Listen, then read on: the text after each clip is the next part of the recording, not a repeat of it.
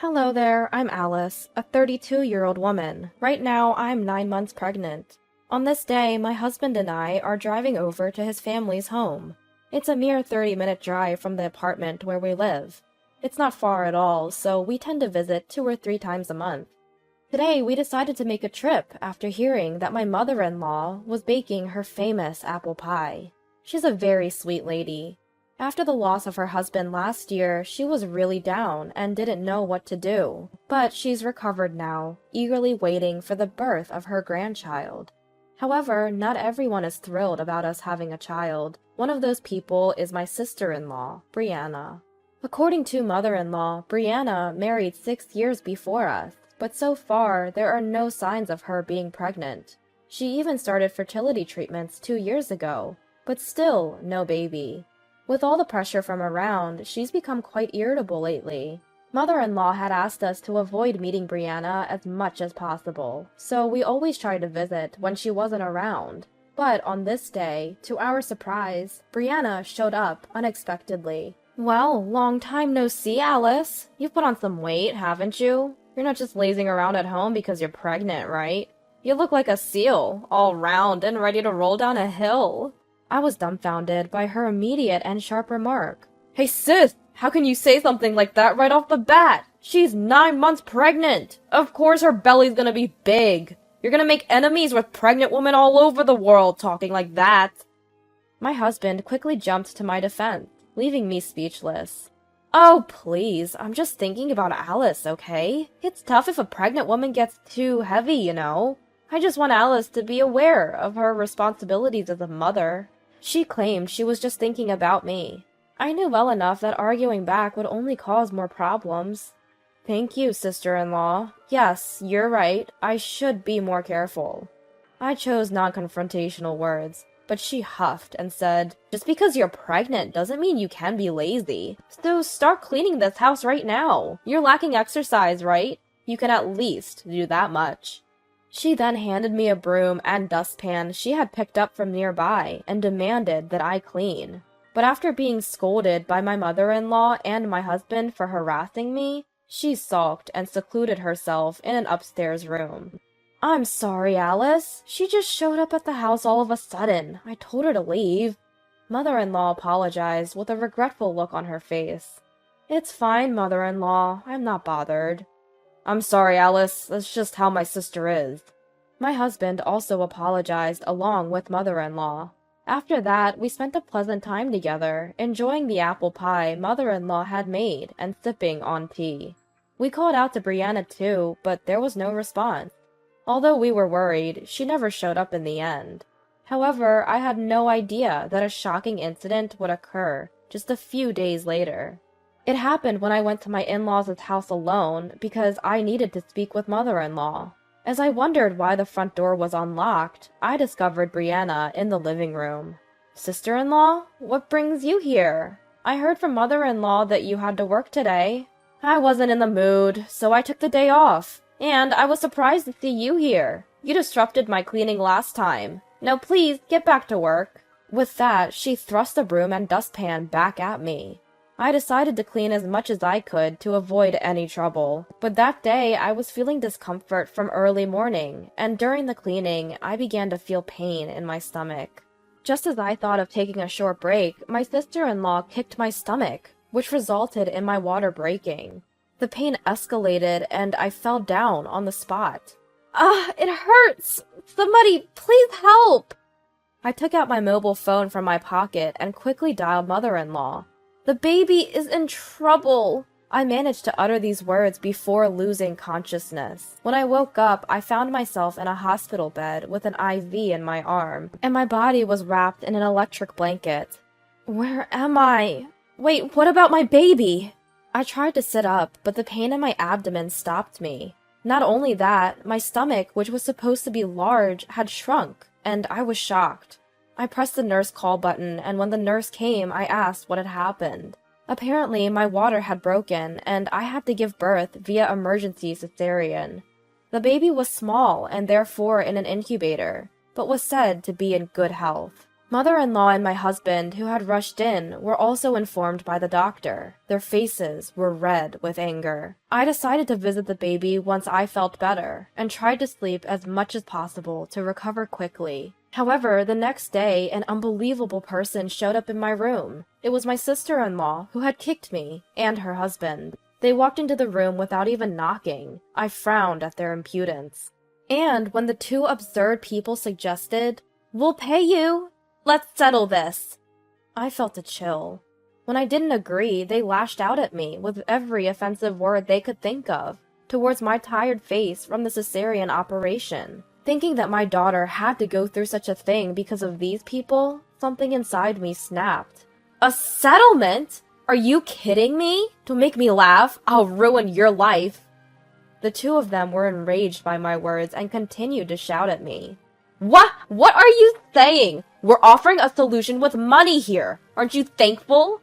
Alice, didn't your parents teach you to obey your elders? We're telling you to settle. Just agree, quietly. My brother-in-law also joined in, and as we were arguing, forgetting it was a hospital room, the door suddenly swung open, loudly. I've heard everything. I'm sorry, but I have absolutely no intention of settling. My husband has a good build and is tall, so his deep voice was imposing. They didn't seem to expect my husband to show up, and the two who were talking so confidently until now were completely taken aback. Ah, long time no see, Finn. It's a coincidence to meet you here. My brother-in-law said this, but his face seemed tense. It truly is a coincidence. I didn't expect to meet you here, and I never imagined I'd hear such words from you two. I would appreciate an explanation. We were all in the room when they said it, so there's no room for any excuses. Hey, don't be so angry, Finn. It's not like we had ill intentions. We just feel bad for what we did to Alice. That's why we're offering money, hoping to settle this out of court. My sister-in-law explained with a trembling voice, but my husband's fury didn't subside. The one who decides whether this will be a settlement or not is Alice, not you. Besides, do you think this is a situation that can be solved with money? Alice had an emergency C-section. The baby's in an incubator. You endangered both their lives. Do you even understand that? My husband exploded, letting his emotions get the best of him. As for me, I also couldn't forgive them just because they were throwing money at us. I agree with my husband. No amount of money can make this right. You will face the consequences of your actions. It seemed like my sister-in-law assumed that throwing money at us would make us forgive them. But this situation was not that simple. Thankfully, both my daughter and I, although she was in an incubator, were fine. But had there been any mistake, we might not be here now, and it seemed like my sister-in-law was entirely oblivious to this. I suspected my brother-in-law felt the same way. Thinking about this, I realized I couldn't forgive them or consider a settlement lightly. At my words, my sister-in-law flared up and raised her voice. What do you mean? This is all because of her! She knew I couldn't get pregnant, and yet she kept rubbing her belly in front of me. Was that a jab at me? I was furious. That's why I did what I did, to make sure she never does anything like that again. Now I knew why she had kicked me, but there was something that didn't make sense. I hadn't met her often since I got pregnant, and every time she saw me, she would go into her room and not come out. So how did she see me rubbing my belly? That part was a mystery to me. But no matter what she said now, it wouldn't erase what she had done. Neither my husband nor I had any intention of forgiving her. I understand that you're struggling, but that doesn't justify doing something like this to Alice. No matter the reason, endangering a life is never acceptable. My husband explained the obvious to them, but they were each looking elsewhere, not even trying to listen to us. It seemed like they wanted to get over with this as soon as possible.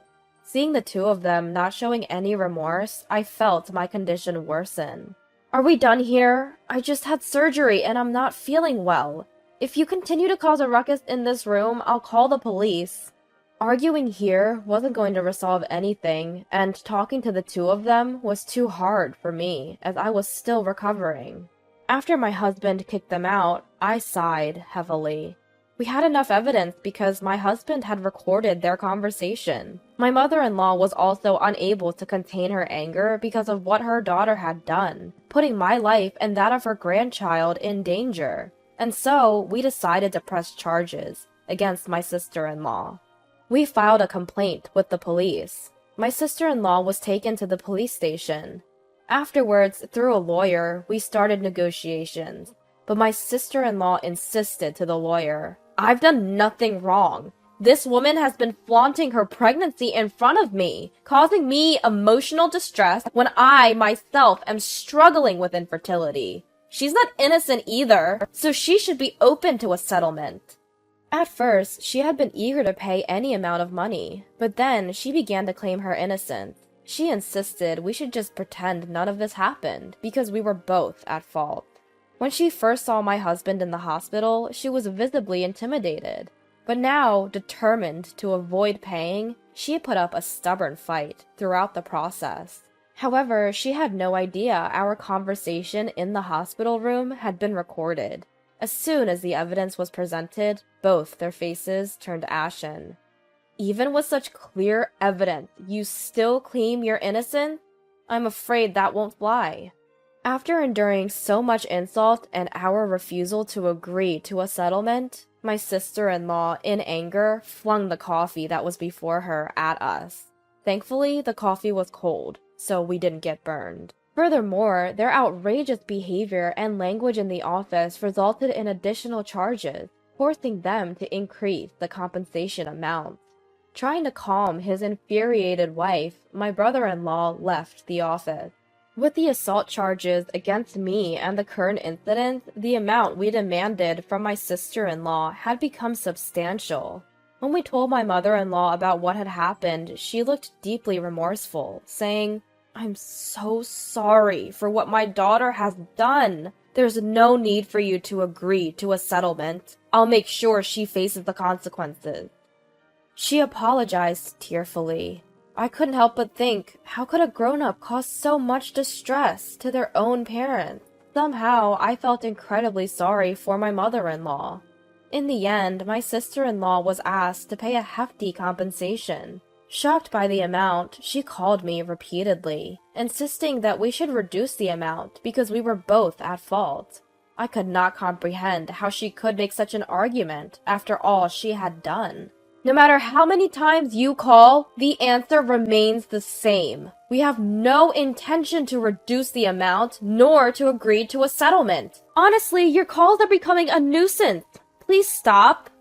Because she was so persistent, I ended up snapping at her. This caused her to lose her temper, and, unbelievably, she barged into my apartment. "Hey, you're there, right? I know you're in there. Get out here, now!" Coward. I was resting on the sofa due to the pain from my surgery when she started pounding on the door and shouting these incomprehensible insults. "Hey, what on earth are you doing? Is everything okay with you? Your shouting is disturbing everyone else. Please stop." I yelled back at her while she continued to bang on the door. There were elderly people and families with babies in the apartment. Despite it being past 8 p.m., she was causing such a ruckus. I wondered if she ever considered that people might be sleeping. Of course, my husband was still at work and hadn't returned home. Since I got discharged from the hospital, I've been visiting my daughter every day. Feeling unwell and dealing with her unannounced visit and the commotion, I was at my wit's end. "No matter how many times you come here, my mind won't change. Please don't come here anymore," I said, fighting back despite feeling unwell and pale. But my sister-in-law was desperate for a settlement, and my concerns seemed to be irrelevant to her. "I didn't do this because I wanted to, you know. It's because of your intrusions that things have come to this. It's presumptuous of you to get pregnant before me. Shouldn't you have been more considerate and waited to get pregnant after us?" It seemed like she saw pregnancy as some sort of competition. I don't think pregnancy is a competition, or that it's more honorable to get pregnant first. But for my sister-in-law, who has struggled with infertility for many years, it seemed like she viewed pregnancy in that way. Everyone has different values, but that's no excuse to hurt others. I understand you're upset about not being able to have children, but that's no reason to hurt others. So I cannot forgive you. You put my daughter in danger, and for that, you will be held responsible. Above everything else, the fact that she had hurt my daughter was unforgivable.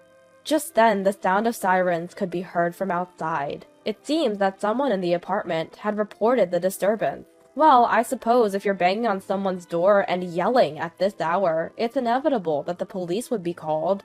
What do you mean the police are here? Open the door! You have to hide me! Despite my sister-in-law's pleas for me to hide her, I had no intention of doing so. The police arrived at the apartment and began questioning her. I also explained the situation from my perspective. Just at that moment, my husband came back to the apartment, and I filled him in on what had happened. Considering what had happened before, my husband told the police everything, and they took my sister-in-law away in their car. That night, my brother-in-law called to tell me that he was divorcing my sister-in-law and asked me not to involve him in this issue, a rather self-serving request. Apparently, one of my husband's colleagues had been at the hospital where I was admitted, and he overheard my brother-in-law's conversation. When he got to work, the gossip spread among the female employees, and my brother-in-law was looked down upon. The situation worsened, and somehow the story reached the HR department. My brother-in-law, realizing he couldn't talk his way out of it, confessed everything. He was then told that someone like him couldn't stay in the company and was going to be transferred to a regional office. So he doesn't want to get involved in any more problems. I can't deal with her issues anymore. If any more problems arise, I'll be fired. So please leave me out of it. With that, he hung up, and I haven't heard from him since. Afterward, we received a substantial compensation from my sister-in-law. And to ensure she would never come near us again, we changed our phone numbers and moved away. Even if she ran out of money and needed help, she wouldn't know where to find us. A few months later, my daughter was discharged from the hospital. She didn't have any lingering effects and was growing up healthy. Rumor has it that my sister-in-law was in substantial debt. At first, she was moving from friend to friend, but she was never contributing to the living expenses and stayed for far too long, so they kicked her out. My sister-in-law, who has no place to live and no money, is working part-time to pay off her debts.